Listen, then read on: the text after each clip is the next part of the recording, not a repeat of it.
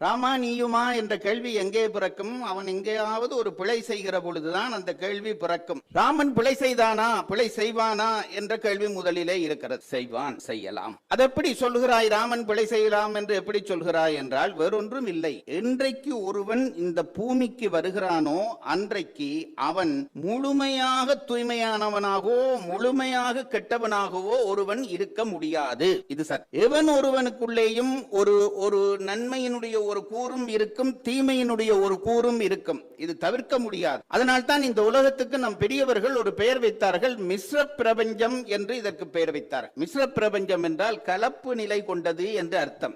ஏதிலும் ஒரு நன்மையும் இருக்கும், தீமையும் இருக்கும். பூமியிலே வந்து என்றைக்கு ராமன் பிறந்தானோ அவனுக்குள்ளேயும் ஏதாவது ஒரு சின்ன பிழையை காட்ட புலவன் விரும்பி இருந்தால் அதிலே தவறில்லை, அது அவனுக்கு குறையும் இல்லை என்பது என்னுடைய அபிப்பிராயம். ராமனை பார்த்து நீ என்ன குற்றம் செய்தாய் என்று கேட்டால் இன்றைக்கு பல பேருக்கு ராமனிடம் நன்மையை காட்டுவதை விட தீமையை காட்டுவதிலே தான் அதிக அக்கறை வருகிறது. ஏன் என்று எனக்கு புரியவில்லை. நான் பலதரம் பல மேடைகளிலே சொல்லி இருக்கிறேன், ராமனை பிடிப்பதை விட ராவணனுக்கு இப்ப ராவணனை பல பேருக்கும் பிடிக்கிறது. ஏன் என்று நினைத்து பார்த்தால் அவர்களுக்குள்ளும் ஒரு ராவணன் இருக்கிறார் போல் தெரிகிறது எனக்கு. அதனால்தான் ராவணன் மீது நாட்டம் ஏற்படும். ராவணனை எங்களுடைய குலத்தினுடைய முதல்வன் என்றும் அப்படி என்னமோ எல்லாம் சொல்லுகிறார்கள். நான் கேட்கிறதுண்டு, ராவணனை காவியத்தை வைத்துக் கொண்டு நான் கேட்கிற ஒரு செய்தி, ராவணனை நல்லவன் என்று நீ சொன்னால் உன்னுடைய மனைவியை ஒருவன் தூக்கி கொண்டு போனால் அவனை நீ நல்லவன் என்று சொல்வாயா? சொன்னால் ராவணனையும் நல்லவன் என்று. இதுதான் என்னுடைய வாதம். மாற்றான் மனைவி ஒருத்தியை அவளுக்கு விருப்பமில்லாமல் கொண்டு போய் வைத்து அனுபவிக்க நினைத்த குற்றம் என்பது இருக்கிறதே பெரிய குற்றம். நம்முடைய திருவள்ளுவர் பலதார மனத்தை கண்டிக்கவில்லை, பரத்தையர் தொடர்பை கூட பெரிய அளவிலே கண்டிக்கவில்லை, பொருட்பாலிலே தான் கண்டிக்கிறார். ஆனால் அறத்துப்பாலிலேயே பிறன்மனை விரும்புவது என்பதை பெரிய குற்றம் என்கிறார். அந்த குற்றத்தை ஒருவன் செய்தால் அவனுக்கு அவன் வேறொரு குற்றத்தை செய்யாவிட்டாலும் அதையும் செய்திருப்பான் என்று இந்த உலகம் சொல்லும் என்கிறார். எய்துவர் எய்தா பழி என்கிறார். அந்த பெரிய குற்றத்தை செய்தவனாகிய ராவணனை நல்லவன் என்று சொல்கிற ஒரு அமைப்பை இந்த சமுதாயத்துக்குள்ளே நாங்கள் உருவாக்க கூடாது என்று உங்கள் எல்லோரிடமும் நான் தாழ்மையாக கேட்டு, இதை நான் சொல்வதற்கு காரணம் இருக்கிறது. பிழைகள் காட்டுவாயா என்றால் காட்டலாம், சும்மா விளையாட்டுக்காக சொல்லுகிறேன். ராமன் குருவினுடைய வார்த்தையை மீறியவன் ஒன்று எங்கே என்று நீங்கள் கேட்பீர்கள். வசிட்டர் ராமனுக்கு சொன்ன ஆலோசனை யாரோடும் பகை கொள்ளலன் என்ற பின் போரொடுங்கும் புகழொடுங்காது என்றான். இதுதானே அவனுக்கு சொன்ன வார்த்தை. ராமன் போர் செய்யாமலா இருந்தான்? எத்தனையோ போர்களை செய்தான். அப்படியானால் அவன் குருவினுடைய வார்த்தையை மீறினான் என்று சொல்வதிலே தவறில்லை. அதற்கு பிறகு அவன் மேலே போகிற பொழுது சூர்பனகையோடு அவன் விளையாடிய விளையாட்டு, இதை இன்றைக்கு வழக்காடு மன்றங்களிலே வைத்து குற்றம் சொல்கிறார். அதுபோலவே இன்னும் சற்று தாண்டி போனால் வாலிவதையை செய்த குற்றச்சாட்டை பெரிய குற்றமாக ஆக்குகிறார். சூர்பனகையோடு பேசிய விளையாட்டு குற்றமாகிறது. கடைசியாக வந்து பார்த்தால் சீதையை தீக்குளிக்க செய்த காட்சி இருக்கிறதே, தீக்குளிப்பு காட்சி, அதை யாரும் இன்றைக்கு வரைக்கும் மன்னிக்க தயாராக இல்லை. எங்களுக்கு இருக்கிற ஒரு ஆசை என்னவென்று கேட்டால், யாராவது ஒரு நல்லவனை கண்டால் அவனிலே ஒரு கெட்டதையாவது காட்டிவிட வேண்டாமா என்கின்ற ஆசை எங்களுக்குள்ளே முளைக்கிறது. ஏனென்றால் எங்களுக்குள்ளே நிறைய கெட்டதுகள் இருக்கிறது.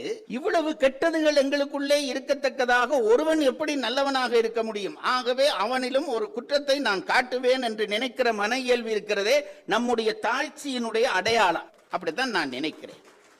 ராமன் குற்றம் செய்தானா என்றால் குற்றம் செய்தது போல கம்பன் காட்டினானே ஒழிய குற்றம் செய்யவே. நான் சொன்னேனே இந்த பல இடங்கள், குரு வார்த்தை மீறினான், பெண்ணை கொலை செய்தான், அதுக்கு பிறகு வாலியை கொலை செய்தான், சூர்பனகையோடு விளையாடினான், அதற்கு பிறகு சீதையை தீக்குளிக்க வைத்தான் என்று சொல்கிறவை எல்லாவற்றையும் குற்றமாக விரித்துரைக்கலாம். நான் எப்பொழுதும் ஒன்று கேட்கிறேன், ஒரு விழா எடுத்து ஒரு சபை அமைத்து அதிலே ஒரு பேச்சாளனை பேச வைத்து உயர்ந்து நின்ற ஒரு பாத்திரத்தை தாழ்த்துவதற்காகத்தானா நாங்கள் இத்தனையும் செய்கிறோம்? எனக்கு புரியவில்லை. கம்பன் என்கின்ற பெரும் புலவன் உயர்த்தி வைத்த ஒரு பாத்திரத்தை நம்முடைய அறிவு நுட்பம் கொண்டு வியாக்கியானங்கள் செய்து நாங்கள் கீழே தாழ்த்துவதுதான் நம்முடைய நோக்கமா என்று கேட்டால், அப்படியானால் அதற்கு ஒரு விழா எடுக்க வேண்டிய தேவை என்ன என்று படுகிறேன். எனக்கு முதல் நாள் விழாவிலே நான் ரொம்ப ரசிக்கிற கவிஞர் வைரமுத்து. அவருடைய மகா கவிஞர் என்பதிலே எந்த சந்தேகமும் இல்லை. அவர் அன்றைக்கு என்னை ரொம்ப பாராட்டி பேசினார். ஆனால் அவர் இந்த வாலிவதை பற்றி சொல்கிற பொழுது ஒரு செய்தி சொன்னது என் மனதிலே ரொம்ப தைத்தது. என்ன சொன்னார்? வாலிவதை வழக்கிலே இருந்து ராமனை நான் காப்பாற்றுகிறேன் என்று நினைத்து கொண்டு அவர் சொன்னது, அவன் குற்றவாளி இல்லை, ஏனென்றால் அவனுக்கு புத்தி சுவாதீனம் இல்லை. ராமனை பைத்தியக்காரனாகி விட்டால் இந்த குற்றத்திலே இருந்து தப்ப வைத்து விடலாம். அதற்காக அந்த திகைத்தனன் என்ற வார்த்தைக்கு அகராதியிலே தேடி ஒரு பொருள் சொல்லி ராமன் புத்தி குறைந்தவன், புத்தி சுவாதீனமற்றவன் என்று சொன்ன அந்த வார்த்தையை கேட்ட பொழுது நெஞ்சிலே கொஞ்சம் வலித்தது. தாழ்ந்தவர்களை உயர்த்த வேண்டுமே தவிர உயர்ந்தவர்களை நாம் தாழ்த்தக்கூடாது. அது ரொம்ப முக்கியமானது. இலக்கியங்கள் அதற்காகத்தான் இலக்கியங்கள் பிறக்கின்றன. நான் என்னுடைய ஆசிரியரிடம் திருக்குறள் படிக்கிற பொழுது, அவர் ஒரு பெரிய மேதை, அவரிடம் கேட்டேன், ஏன் உரையாசிரியர்களுக்கு கூடாக நாங்கள் திருக்குறள் படிக்க வேண்டும், என்ன தேவை, நாங்களாக படிக்க முடியாதா? 1.25 வரியிலே ஓரளவு விளங்கத்தக்கதாகத்தானே சொல்லி இருக்கிறார், திருக்குறளை நாங்களாக படிக்க கூடாதா, ஏன் உரையாசிரியர் வேண்டும் என்று நான் கேட்டேன். அவர் கொஞ்சம் யோசித்து விட்டு எனக்கு சொன்ன பதில், நமக்கும் உரையாசிரியர்களுக்கும் இருக்கிற வித்தியாசம் என்னவென்று கேட்டால், நாங்கள் புலவன் தந்த அந்த பாட்டிலே இருக்கிற சொல்லுக்கூடாக பொருளுக்குள்ளே போகிறோம். ஒரு புலவன் ஒரு பாட்டு அமைத்து விட்டான் என்றால் அந்த பாட்டிலே இருக்கிற சொல்லை வைத்துக் கொண்டு பொருளை தேடுகிறோம். உரையாசிரியர்கள் அப்படி அல்ல. அவர்கள் காவியத்தை பாடிய புலவனுடைய அந்த அறிவு நிலையிலேயே நிற்கிறபடியால் அவர்கள் பொருளுக்குள்ளே இருந்து சொல்லுக்குள்ளே இறங்குவார்கள். அதனாலே சொற்களுக்கான பொருளை அவர்கள் விளங்குகிற பொழுது அது நூலாசிரியனுடைய எண்ணமாக இருக்கும். அது ரொம்ப முக்கியம். ஒரு புலவனுடைய கருத்தை விளங்காமல் நான் அதற்கு வியாக்கியானம் செய்கிறேன் என்பது மிகப்பெரிய தவறு. அதனால்தான் பாரதி சொன்னார், அனிசை காவியம் 1000 கற்கினும் ஆழ்ந்திருக்கும் கவியுளம் காண்கிறார்.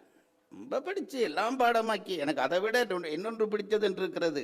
பாரதியே தான் சொன்னான், பதியும் சாத்திரத்து உள்ளுரை காணார் பானை தேனில் அகப்பையை போல்வார். நான் ரொம்ப ரசிச்ச இடம். அவர் என்ன சொல்லுகிறார் என்றால், இந்த தேன் பானைக்குள்ளே ஒரு அகப்பையை வைத்திருப்பார்கள் தேன் எடுப்பதற்காக. அது அதற்குள்ளேயே தான் ஆயுள் முழுவதும் கிடக்கும். அள்ளி அள்ளி மற்றவர்களுக்கு கொடுக்கும். வாங்குறவனுக்கெல்லாம் தேனுடைய சுவை தெரியும். இந்த அகப்பைக்கு சீவிய காலத்திலே தேனுடைய சுவை தெரிய போறதில். அப்படித்தான் சில அறிஞர்கள் நன்றாக படிக்கிறார்கள், படித்ததை சொல்கிறார்கள். ஆனால் அந்த புலவனுடைய நோக்கம் என்ன என்று புரியாமல் பேசுகிற பொழுது காவியம் சிதைவுறுகிற ஆபத்து வருகிறது என்பதை நான் இங்கே சொல்லிக் கொள்ள. கம்பன் ராமனை குற்றம் சாட்டுவது அவனுக்கு நோக்கமே இல்லை. அதை முதல் அனுமானம் என்று ஒன்று இருக்கிறது. ஒரு உண்மையை காண்பதற்கு 3 பிரமாணங்களை நம் பெரியவர்கள் நியமித்திருக்கிறார்கள். ஒன்று கண்டறிவது, அடுத்தது அனுமானித்தறிவது, அனுமான பிரமாணம், அடுத்தது ஆகம பிரமாணம். இது 3 தான் பிரமாணம். காட்சி என்பது கண்ணாலே கண்டறிவது. அதை விட கண்ணாலே கண்டு அறிகிற அறிவை விட சிந்தித்து அறிகிற அறிவு பெரிய அறிவு.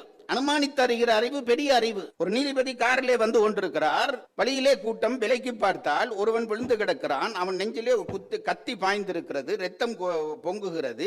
அதை ஒருத்தன் பிடித்தபடி இருக்கிறான். இது காட்சி பிரமம். இதை பார்த்து விட்டு நீதிபதி கோர்ட்ல போய் தீர்ப்பு சொன்னால் என்ன சொல்ல வேண்டும்? இவன் தான் குற்றவாளி, அவன் கத்தியால் குத்தியதை நான் கண்டேன் சொல்ல. ஆனால் அவன் குற்றவாளி. ஏனென்றால் அனுமான பிரமாணத்தை அவர் பாவிக்க மறந்து விட்டார். என்னவென்றால், குத்தியவனுடைய முகத்திலே விகாரம் இல்லை. கத்தியை குத்தினவன் ஒருத்தன் எப்படி இருப்பான்? அப்படி விகாரம் இல்லை. சூழ இருக்கிறவர்கள் அவனை பார்க்கிற பார்வையிலே பகை இல்லை. அப்ப என்ன நடந்தது தெரியுமா? ஆரோ குத்தி விட்டு போன கத்தியை இழுத்து அவனை காப்பாற்ற முற்பட்டவனை இவர் பார்த்தாரே. இது காட்சி பிரமாணம்.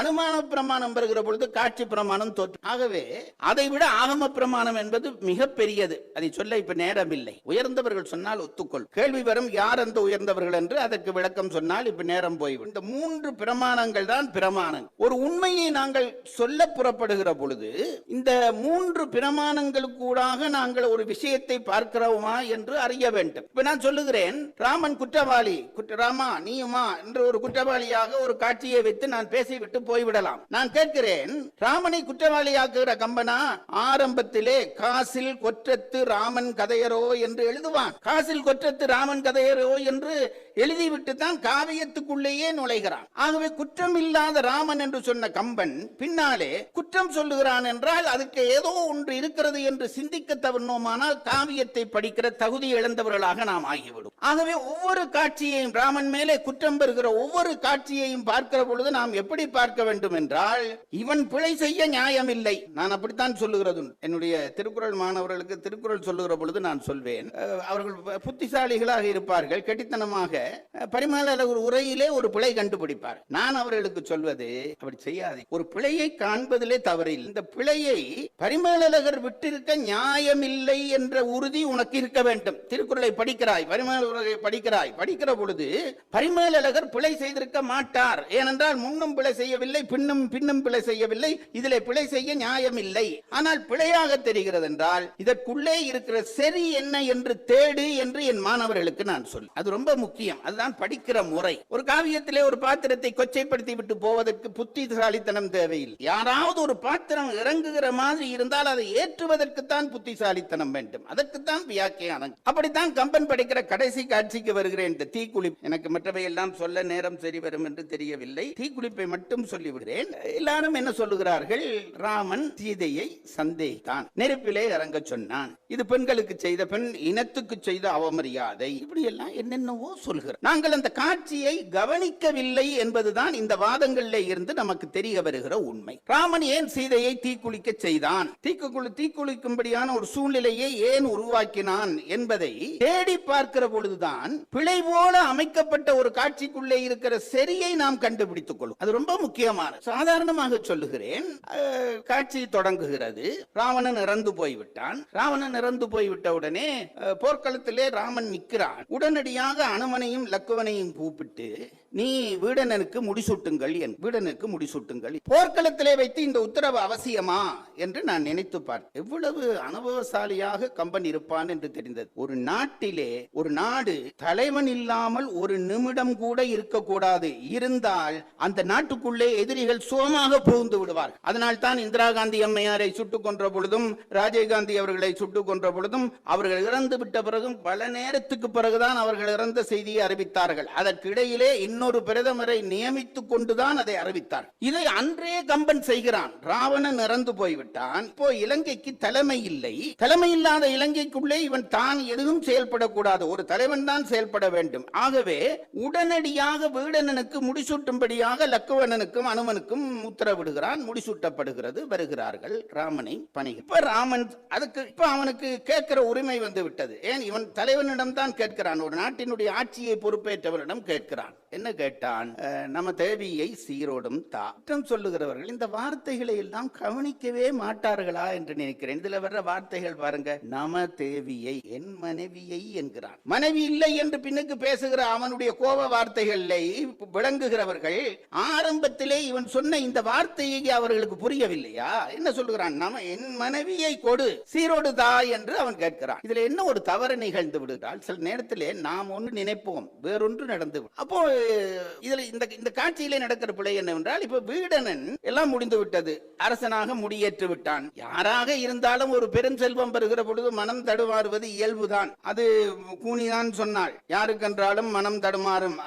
அருந்தவர்க்கேனும் பெறலரும் திரு பெற்றபின் சிந்தனை பிரிதாம் என்றான். அறம் நிரம்பிய அருளுடை அறந்தவர்க்கேனும் பெறலரும் திரு பெற்றபின் சிந்தனை பிரிதாம். மனம் கொஞ்சம் தடுமாறும். திடீரென்று ஆட்சி முடிசூட்டு விழா, இலங்கைக்கு இவன் தலைவன் என்று ஆன உடனே ராமன் மீதான கடமைப்பாடு இவனுக்குள்ளே ரொம்ப சங்கடப்படுத்துகிறது. நான் எல்லா இடமும் சொல்வதுண்டு. ஒரு நாடாகட்டும், ஒரு அரசாங்கம் ஆகட்டும், ஒரு அலுவலகம் ஆகட்டும், ஏன் ஒரு விழாவாகட்டும், நம்மை சார்ந்த பாதிப்புகளுக்கு விழாக்களிலே இடம் கொடுக்க கூடாது. இவர் எனக்கு வேண்டப்பட்டவர், இவர் வேண்டப்படாதவர் என்று இடம் கொடுக்கும். இது நான் எப்பொழுதும் நினைக்கிறது. இப்ப வீடனனுக்கு அந்த நடுநிலைமை கொஞ்சம் தடுமாறுகிறது. ராமன் தானே தனக்கு இதெல்லாம் கொடுத்தான், ராமன் தானே ஆட்சியை கொடுத்தான். இப்ப சீரோடும் நம்ம தேவையை தா என்ற உடனே இவன் நினைத்தான், இவனுக்கு அவன் புத்திசாலி, கவிஞரில் அறிவில் மிக்கான் என்று கம்பனே பாடுகிறான். அவன் என்ன செய்கிறான்?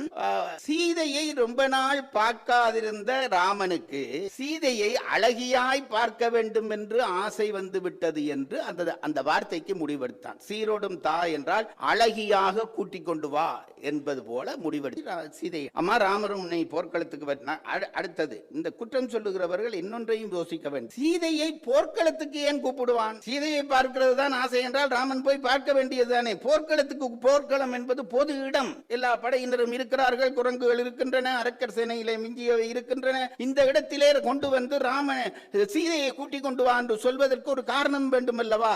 அதையும் நாங்கள் சிந்திப்பதில்லை. உடனே சும்மா குற்றம் சாட்டு. இவன் போனான் சீதையை அலங்காரம் பண்ண வேணும் என்றான். சீதை சொன்னால் இந்த பேச்சுக்கு இடம், நான் இருக்கிற இந்த தவக்கோலத்தை என் ராமன் பார்க்க, இந்த உலகம் பார்க்க. பாருங்கள் எவ்வளவு மனப்பொருத்தம் உடைய கணவனும் மனைவியுமாக ராமன் சீதை இருந்திருப்பார். இருப்பார். நாங்களா இருந்தால் உன்னை அலங்காரப்படுத்தி கொண்டு வந்த உடனே அவசரப்பட்டு எழும்பியோ அதுக்கான மேக்கப்பை தொடங்கிடுவோம். இதை சொன்னால் நான் வரமாட்டேன். இந்த தோற்றத்திலே நான் போர்க்களத்துக்கு வந்து ராமனுக்கு முன்னாலே நான் தவம் இருந்த காட்சியை அவன் காண வேண்டும். அவள் 10 மாதங்களாக உண்ணவில்லை, உறங்கவில்லை, அப்படியே மன்மதன் கீறிய ஓவியம் புகையுண்டது போல கிடந்தான் என்கிறான் கம்பன்.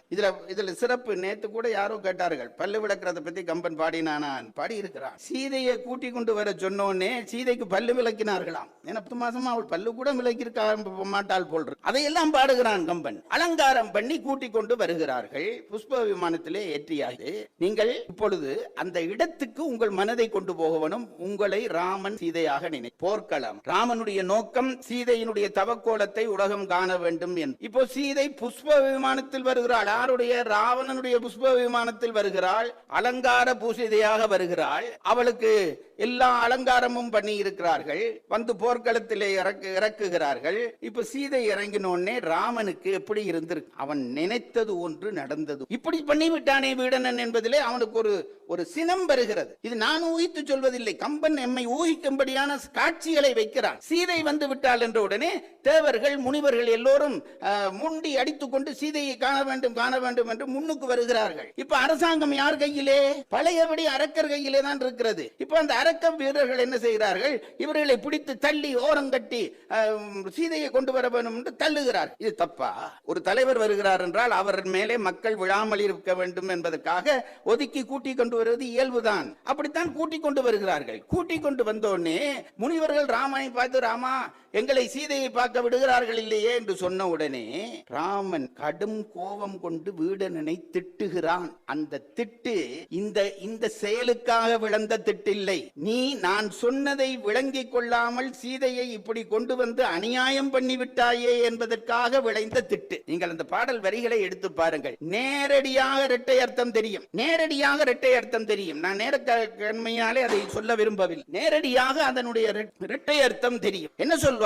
நீ நான் சொன்னதை விளங்காமல் என்ன பண்ணுகிறாய் என்கின்ற கருத்தோடு வீடனனை திட்டுகிறான். அரக்கர் வேந்தே என்று சொல்லி திட்டுகிறான். அப்ப என்ன தெரிகிறது? நான் சொன்னதை வீடனன் விளங்கவில்லையே என்றதிலே ராமன் மனதிலே கொஞ்சம் சினம் எழும்பி விட்டு. இப்ப அடுத்து என்ன செய்வது? ராமனுக்கு பெரிய கஷ்டமான சூழ்நிலை. சீதை வந்து விட்டால் வேணுமென்றால் வீடனனை கேட்டிருக்கலாம். வீடனா என்ன இப்படி சீதை அலங்காரமாக வருகிறாள் என்றால் அவர் சொல்லி இருப்பார். ஆனால் உலகம் அதை ஒப்பாது. உலகம் இருக்கிறதே நல்லவனிடமும் தீமை காண ஆசைப்படுகிற உலகம். அதுதான் இந்த உலகம். மறந்து போகாது. நல்லவனிடமும் தீமை காண ஆசைப்படுகிற உலகம். ஏனென்றால் தீமையின் மேல் தான் இந்த உலகத்துக்கு நாட்டம் அதிகம். இந்த உலகத்திலே சைவ சித்தாந்திகள் சொன்னார்கள், பதி பசு பாசம் என்கின்ற மூன்றிலே பதி ஒரு பக்கம், பசு ஒரு பக்கம், நடுவிலே பாசம். பாசம் என்பது ஜடம், இருள். இப்போ பதிக்கு முற்றறிவு, பசுவுக்கு சிற்றறிவு. ஆனா முற்றறிவு சிற்றறிவு என்ற வகையிலே இது ரெண்டும் உறவானது. இப்ப என்ன செய்திருக்க வேண்டும்?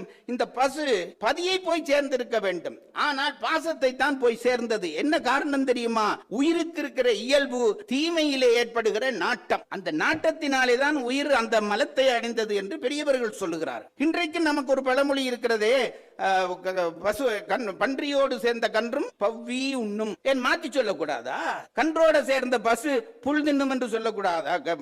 கன்றோட சேர்ந்த பன்றி புல் தின்னும் என்று சொல்லக்கூடாதா? சொல்லலாம், நடக்காது. ராமலிங்கம் சொன்னதுதான் சொல்லக்கும் பொருளும். ஏனென்றால் தீமை மேலே இருக்கிற நாட்டத்தினாலே தான் நாங்கள் எங்கும் தீமை காண விரும்புகிறோம். இப்ப சீதை வந்து நின்று விட்டால் காட்சி பிழைத்து விட்டது. இப்ப என்ன செய்ய வேண்டும்? இந்த சீதையினுடைய தூய்மையை உலகத்துக்கு நிரூபித்த பிறகுதான் இனி ஏற்க வேண்டும் என்று ராமன் நினைக்கிறான். அவள் தவக்கோலத்திலேயே வந்திருந்தால் பிரச்சனையே இருந்திருக்காது. அப்ப இப்ப என்ன செய்வது என்று முடிவு செய்கிறது. அந்த ஒரு நிமிஷத்திலே ராமன் ஒரு முடிவு செய்கிறான். ஒரு நாடகத்தை நடக்கத்தான். நாடகத்தை நடத்துவதன் மூலம் சீதையினுடைய தூய்மையை இந்த உலகத்துக்கு உணர்த்த வேண்டும் என்று முடிவு செய்கிறான் ராமன். வேறு வழி இல்லாமல் அதை செய்கிறான். என்ன செய்கிறான்? கம்பன் பண்ணுகிற வேலை இருக்கிறதே, ஒரு புலவனுக்குள்ளே நாம் கரைந்து தேட வேண்டும். அப்பதான் அவன் என்ன சொல்ல வருகிறான் என்று நமக்கு புரியும். புலவன் என்ன, கம்பன் ராமன் என்ன சொன்னான் தெரியுமா?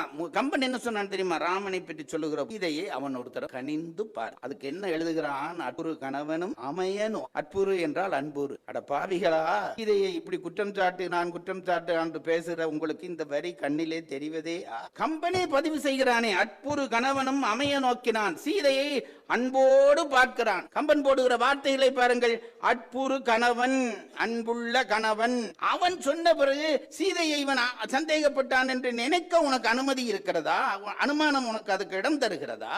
தந்தால் உனக்கு அறிவில்லை என்று அர்த்தம். அப்படித்தான் நான் நினைக்கிறேன். அப்போ அதை சொல்லிவிட்டு அதற்கு பிறகு தன் நாடகத்தை தொடங்க. உந்திரம் வந்தனை ஒழுக்கம் பால்பட மாண்டிலை. ஏன் அங்கே இருந்து மாமிசம் எல்லாம் சாப்பிட்டாயே, இப்படித்தான் அலங்காரம் பண்ணி கொண்டாயா? கேட்க கூடாத கேள்விதான். நான் எப்பொழுதும் சொல்லுகிறேன் பார், சமுதாய வாழ்வு என்று ஒருவன் வந்துவிட்டால் அவன் மட்டுமல்ல, அவன் குடும்பத்தாருடைய தூய்மையையும் அவன் நிரூபித்துத்தான் ஆகும். ஏன் என்று பல பேர் கேட்கிறார்கள். சீதைக்கும் ராமனுக்குமான தொடர்பு அது கணவன் மனைவி தொடர்பு அல்லவா? நீ அரசனாக இருந்தால் அவளை ஏன் தீக்குளிக்க செய்தாய் என்று கேட்டால் நான் சொல்வதுண்டு, ஒரு சமூக பிரமுகராக ஒருவர் மாறிவிட்டால் அவருக்கு மட்டுமா சமூகம் மரியாதை தருகிறது? ஒரு சமூக பிரமுகர் கோயிலுக்கு போகிறார், குடும்பத்தோடு போகிறார். போனா என்ன நடக்கிறது? கியூல நிற்கிற அத்தனை பேரும் விலத்தி அவர்களை உள்ள விடுகிறார்கள். அப்போ அந்த தலைவரோடு சேர்ந்து நீயும் சந்தோஷமாக தானே உள்ளே போனாய். உன்னையும் அந்த குடும்பம் என்று நினைத்து சமூகம் அங்கீகரித்ததே, உள்ளே போனாய் அல்லவா?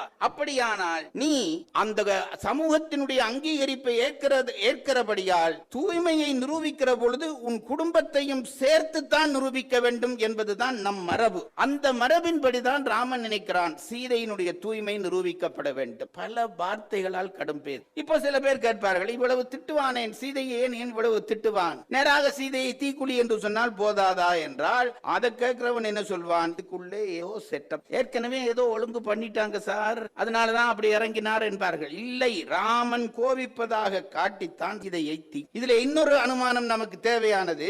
சீதையை ராமன் இவ்வளவு திட்டுகிற பொழுது லட்சுமணன் பேசாமல் நிற்கிறான். சீதையை பார்த்து விட்டு வந்து சொன்ன ஆஞ்சநேயன் பேசாமல் நிற்கிறான். சீதை தீக்குளிக்க போகிறேன் என்று சொன்ன உடனே, தீமூட்டு என்று சொன்ன உடனே லட்சுமணன் அண்ணன் முகத்தை பார்க்கிறான். அவன் குறிப்பு காட்டுகிறான், கொழு. இதெல்லாம் ஒரு நாடகம் என்று நமக்கு புரியாவிட்டால் ஒரு காவியத்துக்குள்ளே நுழைந்து நாம் காணப்போகிற பயன் என்ன என்று நாம் அப்போ தீ மூட்டப்படுகிறது, இறங்குகிறாள். இறங்கின உடனே அக்கினி தேவனே அவளை ஏந்தி கொண்டு வந்து வெளியிலே. கம்பன் சொன்னான், அவளுடைய வேர்வை துளி கூட காயவில்லையா? ஒரே ஆசிரியர்கள் எழுதினார்கள், வேர்வை துளி என்றால் வெம்மையாலே வந்த வேர்வை துளி. ராமன் பேசிய பேச்சுக்களாலே அதிர்ந்து வேர்த்தவள் அந்த வேர்வை துளியோடையே வெளியிலே வந்தான் என்றான். அதற்கு பிறகு கூட ராமன் இருக்கிறான். நீ யாரப்பா? அக்கினி தேவனை தெரியாதவன் போல கேட்கிறான். நீ யாரப்பா? இவளை ஏந்தி கொண்டு வந்து இவள் சுடுகிறாள் என்கிறாயே என்று இவன் கேட்க, அதற்கு பிறகு அக்கினி தன்னை நியாயப்படுத்தி, நான் உலகத்தையே தூய்மை செய்கிறவன், என்னையே இவள் சுடுகிறாள், இவளை நீ ஏற்றுக்கொள்ளத்தான் வேண்டும் என்று சொன்ன பிறகு ராமன் இதை. அதற்கு பிறகு கூட கம்பர் என்ன செய்கிறார்? சிவபெருமான் வருகிறார், பிரம்மதேவன் வருகிறார்கள். அவர்கள் எல்லாம் வந்து ராமனை நீ இவளை ஏற்க வேண்டும் என்கிறார்கள். அப்பவும் ராமனுக்கு முழு திருப்தி இல்லை. கடைசியாக இந்த இவன் ஆளப்போகிற நாட்டினுடைய உரிமைக்காரன் தசரதன், அவன் சொல்ல வேண்டும் என்று நினைக்கிறான். சிவன் கட்டளை தசரதனை கூட்டிக் கொண்டு வருகிறார். கூட்டிக் கொண்டு வந்து அதற்கு பிறகு சொன்ன பிறகுதான் இதையை இவன் அங்கீகரிப்பதாய் காட்டுவதென்றே இது நாடகம் என்பது நமக்கு தெளிவாக தெரியும். அதை வைத்துக் கொண்டு சீதையினுடைய உயர்வையும் ராமனுடைய சிறப்பையும் நாம் சொல்ல வேண்டுமே தவிர, சீதையினுடைய தாழ்ச்சி சொல்லி சீதையினுடைய பெருமை குறைவு சொல்லி ராமனை நிறுவுவது என்பது இருக்கிறதே, அது ஒரு காலமும் உகந்ததில்லை என்று நான் கம்பன் விழாக்கிலே பேசுகிறவர்கள் என்னுடைய உத்தரவு ஒன்றும் இல்லை, என்னுடைய பணிவான வேண்டும். காவியத்தை இருந்த நிலையை விட மெருகூட்ட வேண்டுமே தவிர அதற்கிலே இறக்கக்கூடாது. இதை நாம் தலைப்பு என்ன தலைப்பாகவும் இருக்கலாம், எப்படியும் பேசலாம். பேசுவதாலே ஒரு தவறும் இல்லை,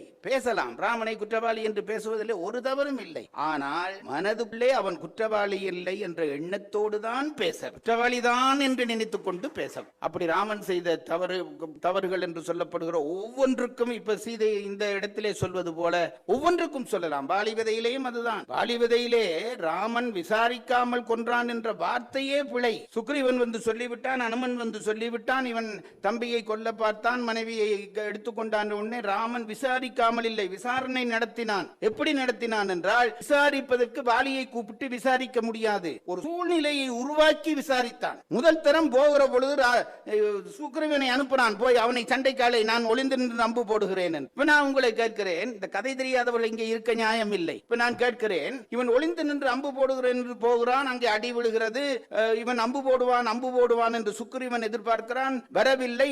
தனக்கு உயிராபத்து வந்து விட்டது என்ற உடனே தப்பி ஓடி வந்து விடுகிறான் சுக்கிரீவன். அவன் அதுல எப்பவுமே கெட்டிக்காரன். ஓடி வந்தவன் ராமனை பார்த்து, ராமா நான் சும்மாதானே இருந்தேன், என்னை போர் செய் வாலியோடு என்று சொல்லி அனுப்பிவிட்டு இப்படி பண்ணிவிட்டாயே என்று கேட்டவுடனே அதற்கு ராமன் சொல்லுகிற பதில் உங்கள் எல்லாருக்கும் தெரியும். நீயும் வாலியும் சண்டை பிடிக்கிற பொழுது யார் வாலி யார் நீ என்று தெரியவில்லை, அதனால் தான் அம்பு போடவில்லை. அம்பு போட்டு உண்மையிலே போட்டு விட்டால் என்ன ஆவது, அதனால் தான் போட. இது ஒரு குழந்தைக்காவது இந்த பதிலை சொல்ல முடியும். யார் வாலி யார் சுக்கிரீவன் என்று ராமனுக்கு தெரியவில்லையா?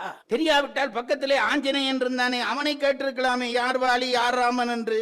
அது கூட வேண்டாம். ரொம்ப சுலபமான ஒரு பிரமாணம் இருக்கிறதே, அனுமான பிரமாணம். அடிக்கிறவன் வாலி வாங்குறவன் சுக்கிரீவன் என்பது கூடவா தெரியாது? அடிக்கிறவன் வாலி, அதை பார்த்தே போட்டிருக்கலாமே. ராமன் என்ன நினைக்கிறான், இந்த அண்ணன் தம்பியை கொல்வான் என்பது உண்மையா என்ற விசாரணையை நடத்த கடைசி வரை வாலி கொல்ல முற்படவில்லை, அம்பு போடவில்லை ராமன். இரண்டாம் தரம் போகிற பொழுதுதான் வாலி அவனை அழிப்பதென்று சுக்கிரீவனை கொல்வதென்று நினைத்து தன் தலைமையிலே தூக்குகிறான். இப்பொழுது தெளிவாகிவிட்டது, இந்த அண்ணன் தம்பியை கொல்லக்கூடியவன் தான் என்ற பிறகுதான் ராமன் அம்பு போட்டு அவனை கொள்கிறான். இதற்குள்ளே எல்லாம் கம்பன் சூத்திரங்களை அமைத்து வைத்திருக்கிறான். ஒவ்வொன்றுக்குள்ளும் சூத்திரங்களை அமைத்து வாதங்கள் தொடங்குகின்றன. ராமனுக்கும் பாலிக்கும் பாரதங்கள் தொடங்குற பொழுது பாலி ஏதோ தான் குற்றமே இல்லாதவன் போல. இங்கே இந்த நடித்தவர்கள் ரொம்ப அழகாக பண்ணினார். ரொம்ப ஆச்சரியமாக அந்த நிகழ்ச்சியை பார்த்தேன். என்னவென்றால், நாங்கள் வேட்டி சால்வை எல்லாம் போட்டு இப்படி வந்து உட்கார்ந்து பேசினா தான் பேச்சென்று நினைக்கிறோம். எத்தனை நுட்பமான விஷயங்களை அவர்கள் தங்களுடைய அந்த பாணியிலே சொல்லி முடித்தார். ஆச்சரியமாக இருந்தது. புராணங்களிலே இதிகாசங்களிலே வரக்கூடிய செய்திகளை எல்லாம் அப்படி மனனமாக வச்சு கடகடகடென்று சொன்னார். நாங்க சொல்ல மாட்டோம். இப்ப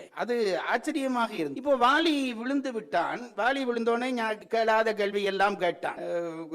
என்ன எப்படி நீ கொள்ளலாம்? அரக்கரோர் அழிவு செய்து கழிவரேர் அதற்கு வேறோர் குரக்கின திரையை கொள்ள மனுநீதி கூறிட்டுண்டோ என்று அடுத்து கேட்கிறான். இரக்கமெங்குகுத்தா என்பால் எப்பிழை கண்டாயப்பா என்று நியாயங்கள் எல்லாம் பேசினோடனே ராமன் அதற்கு, நான் உன்னை ஏன் கொன்றேன் என்றால் கேட்கிறாய், தம் மனைவியை தாய். அந்த கேள்வி விடைக்கிடையிலே இருக்கிற அந்த ஒழுங்கை பாரு. ஏன் என்னை கொன்றாய்? தம்பி மனைவியை நீ அடைத்தாய். இப்ப வாலி என்ன செய்து சொன்னான் தெரியுமா? உடனே அதுக்கு ஒரு பதில் வைத்திருந்தான். ராமா, இந்த ஒருவன் ஒருத்தி என்பதெல்லாம் உங்க குலத்துக்கு, மனு குலத்துக்கு தான். எங்க குரங்குக்கு அதெல்லாம் கிடையாது. அந்த கொப்புல ஒருத்தரோடு இருப்போம், இந்த கொப்புல ஒருத்தரோடு இருப்போம். ஆகவே எங்களுக்கு இது கிடையாது என்று இதை மறுத்தான். இது சரியான பதில், அவனுடைய பதில் சரியான பதில். இப்ப ராமன் பந்து ராமன் கையில வந்து விழுந்துட்டது. ராமன் சொன்னான், இதுவரை இவ்வளவு நியாயம் பேசினாயே, நின்ற நன்னறி நீ அறியானறி ஒன்றுமின்மை உன் வாய்மை உணர்த்துமாள். இத்தனை நியாயங்களை பேசினாயப்பா, நீயா குரங்கு? நான் உன்னை குரங்கு என்று ஒத்துக்கொள்ள மாட்டேன். இத்தனை சிந்தனையும் தர்மங்களும் தெரிந்த நீ மனிதன் என்றான். இப்ப வாலி என்ன சொல்லி இருக்கலாம்? நீ என்னதான் சொன்னா என்ன, நான் குரங்கு சொல்லி இருந்தா ராமன் பாடு சங்கடமா போயிருக்கு. இப்ப வாலி என்ன செய்கிறான்? நீ குரங்கில்லை மனிதன் என்ற உடனே வாலிக்கு ஏற்கனவே ராமன் மேலே ஒரு எல்லையற்ற மதிப்பு அது முன்னுக்கு தெரிகிறது. அப்படி மதிப்பு வைக்கிற ஒருத்தன் தன்னை பார்த்து நீ குரங்கில்லை மனிதன் என்று சொன்ன உடனே அந்த பாராட்டை நிராகரிக்க அவனுக்கு மனம் வரவில்லை. பாராட்டை இப்ப பாருங்க, யாராவது ஒரு பெரியவர், நாங்க மனதில் மதிப்புல உயர்ந்தவர் ஒருவர் நம்ம உயர்த்தி சொன்னால், நம்ம தாழ்த்துவதற்காக உயர்த்தினாலும் கூட ஒத்துக்கொண்டுதானே ஆவோம். அப்படி ஒத்துக்கொள்கிறான். நீ மனித குரங்கல்ல மனிதன் என்ற உடனே இவன் அதை இல்ல நான் குரங்கு என்று வழி கட்டாயப்படுத்த இல்லை. அடுத்தது அவன் என்ன சொன்னான் தெரியுமா? நான் மனிதன் என்கிறாயுமா?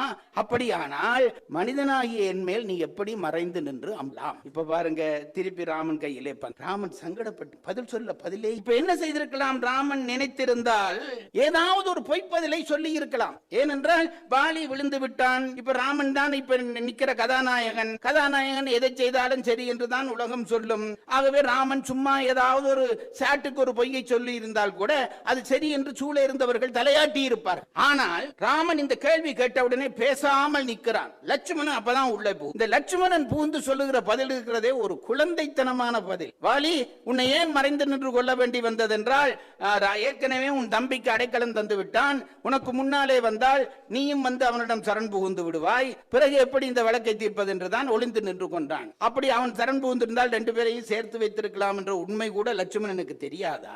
லட்சுமணனுக்கு என்ன பிரச்சனை என்றால், அண்ணன் மற்றவர்களுக்கு முன்னே தலை குனிந்து நிற்கப்படாது.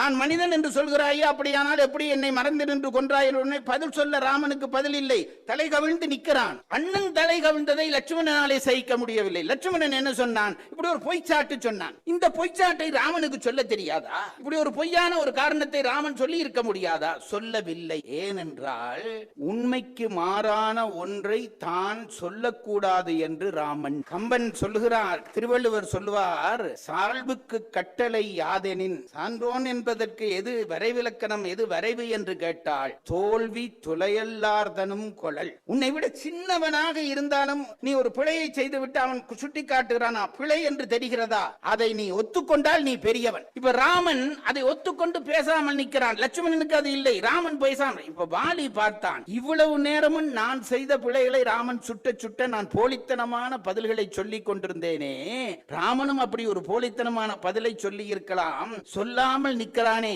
அவன் உயர்ந்தவன் தான், இனி இவனோடு வாதிடக்கூடாது என்பதற்காகத்தான் நீ இது போல். கம்பன் படைத்த பாத்திரங்கள், உயர் பாத்திரங்கள் எல்லாமே உயர்ந்தவை. அதற்குள்ளே சில சில நிழல்கள் படிகிறமால் இருக்கிற பொழுது நாங்கள் அதற்கு வெளிச்சம் காட்டி அந்த பாத்திரங்களை வெளிக்கொண்டு வருவதுதான் பேச்சாளர்களுடைய கடமை என்று கருதி இந்த வாய்ப்பை நல்கிய அனைவருக்கும்